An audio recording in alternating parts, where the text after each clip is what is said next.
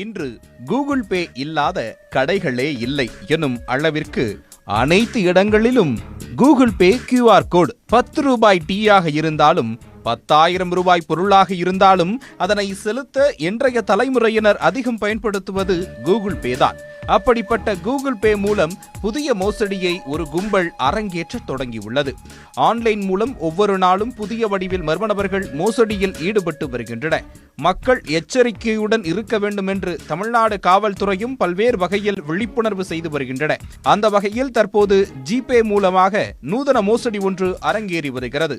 இது தொடர்பாக காவல்துறை வெளியிட்டுள்ள அறிக்கையில், முதலில் உங்களுக்கு தெரியாத ஒருவர் தெரிந்தே உங்கள் ஜிபேவிற்கு பணம் அனுப்புவார். பின்னர் உங்கள் கணக்கில் தவறுதலாக பணம் போட்டுள்ளதாக கூறி போனில் அழைத்து பணத்தை திரும்பி அனுப்புமாறு கேட்பார்.